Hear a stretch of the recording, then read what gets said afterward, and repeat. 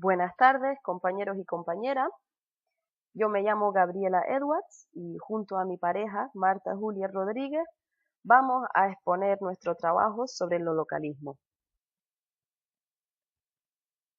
Bueno, para empezar, vamos a hacer un pequeño resumen de lo que vamos a hablar hoy. Primero, los localismos y qué son, ejemplos en inglés y en castellano. Luego, el español en cifras, lo que nos dará la pregunta, ¿cuándo se traduce al español? ¿A qué español se traduce? En esta sección veremos un debate entre tres poetas y ensayistas latinoamericanos y una entrevista a un traductor español. Después intentaremos contestar a la pregunta, ¿existe un español neutro o estándar? Y veremos también cómo se enfrenta la RAE al problema de los localismos y la traducción, seguido de nuestra conclusión sobre el tema. Para empezar, los localismos, como seguramente ya muchos de ustedes ya saben, son palabras, expresiones o atribuciones cuyo significado es exclusivo de un área geográfica determinada. Además, estos solo se utilizan en esta localidad, esta región, ya que cada región tendrá su equivalente. Las palabras que se usan en un país o en una región determinada suelen denominarse según la región. Así, un vocablo de Argentina sería un argentinismo, uno de México, mexicanismo, de España, españolismo y Venezuela, venezolanismo. Sin embargo, hay localismos mucho más limitados como el andalucismo, limitado a la región de Andalucía. De todas formas, la lexicología muestra importantes variaciones regionales que no se pueden apreciar en una comparación binaria o en un esquema. Esta no solo se limita a los americanos, como guagua, que en Chile es un niño de pecho, y en Cuba o Puerto Rico sería un bus, y ni a los términos de argot. Ponemos el ejemplo de la palabra pollo, que además de su sentido canónico de gallina nueva, en España, como ustedes ya saben, designa informalmente al pene. Y en México a una bebida y a un juego de sistema de apuestas en Chile. También en América pasa que las corrientes de inmigrantes europeos han influido en los localismos y han traído consigo palabras de sus idiomas. Como vemos en el Río de la Plata, podemos decir birra cuando nos referimos a una cerveza y también podemos decir café concert cuando nos referimos a un teatro de variedades, normalmente comediante.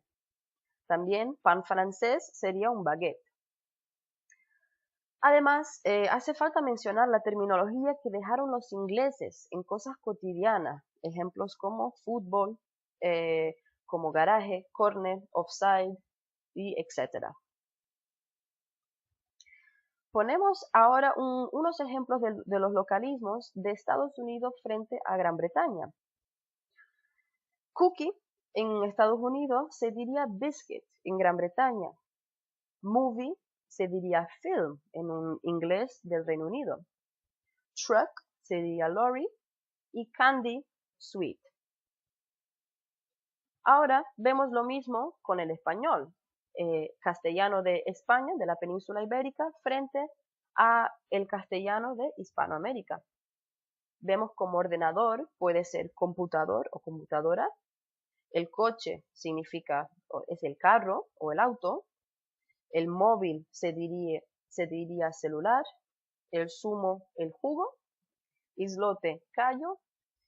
Y para plátano tenemos distintas palabras como cambur, banana, banano o guineo. El español en cifras. Como ustedes ya seguramente saben, según la Fundeo, el español es el tercer idioma más hablado del mundo, con 559 millones de habitantes, 40 millones de ellos nativos. Según el Instituto de Cervantes, es la segunda lengua más hablada como nativa, como idioma nativo. y son 22 países cuyo idioma oficial es el castellano.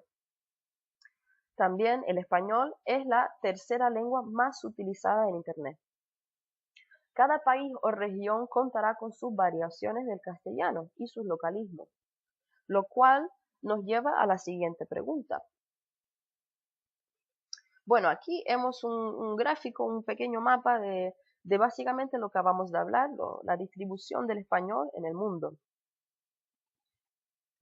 Y nuestra gran pregunta es, cuando se traduce al español, ¿a qué español se traduce?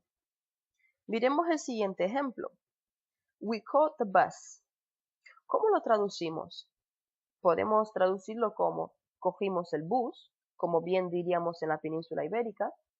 Podemos decir en Venezuela, agarramos el bus. Podemos decir en Argentina, tomamos el colectivo. Ojo aquí que no podemos usar el verbo coger debido a que en países como Uruguay y Argentina el verbo coger tiene un significado totalmente diferente al de en España y por tanto no serían equivalentes. O también podemos decir en Cuba y en Canarias, cogimos la guagua. Entonces, ¿de qué depende esta elección? ¿Depende del lugar de origen del texto original? ¿De la nacionalidad del traductor? ¿Del país de destino? Para intentar contestar esta pregunta, vamos a poner un vídeo ahora que es un debate entre 3 poetas y ensayistas hispanoamericanos en el que, bueno, debaten sobre este tema.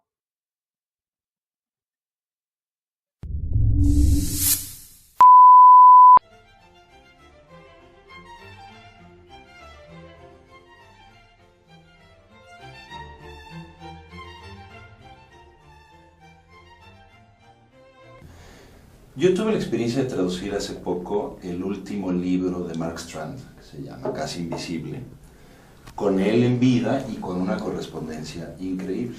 Luego me pasó algo brutal, no quiero hablar mucho de mí, pero puede ser otro tema para la conversación. Y fue que se editó en España y el editor decidió castellanizar mi versión. Era una versión mía, que soy un mexicano con una cultura y una jerga y unas lecturas, y así estaba vertido eso. Y pasó al vais y aréis, y bueno, fue un escándalo para mí. No sé, se puede hablar también de un español neutro.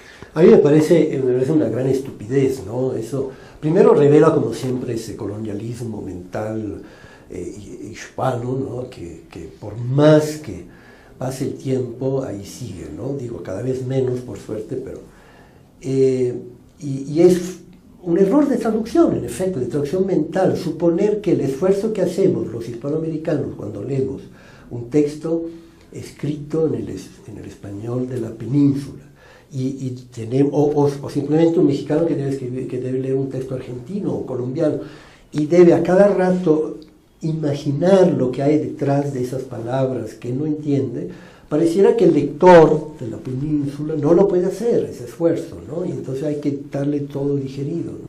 Y a lo mejor achacaría a razones estrictamente comerciales, mercantiles, esta idea de cambiar un dialecto por otro del español, ¿no?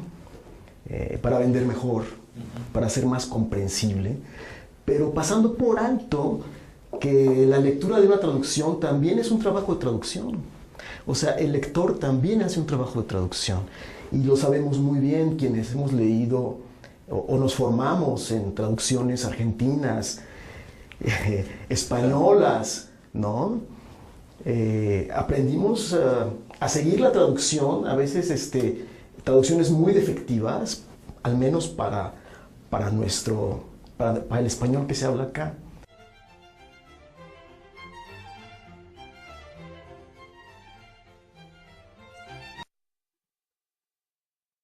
Bueno, aquí vemos las citas del vídeo que acabamos de ver y vemos cómo a J. Trujillo, bueno, le pareció un escándalo que castellanizaran su traducción. Y Fabio Moravito se pone de acuerdo y también menciona al colonialismo mental hispano. Por otro lado, vamos a ver una entrevista a un traductor madrileño que se llama Carlos Fortea. La pregunta dice: los lectores latinoamericanos se quejan a veces de que las traducciones españolas contienen demasiados localismos y algunos editores retocan las traducciones americanas. ¿Es usted partidario de usar un español neutro o de adaptarlo al lector?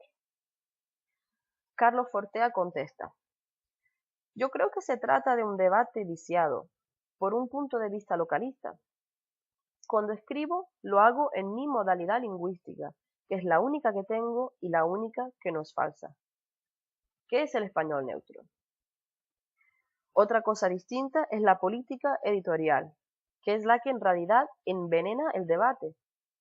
Es intolerable retocar traducciones. Eso viola los derechos morales de los compañeros latinoamericanos y ofende a su profesionalidad.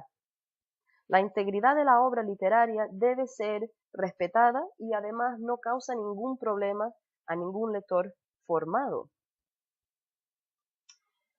Ahora, pues hemos tratado de contestar a la pregunta que propone J. Trujillo.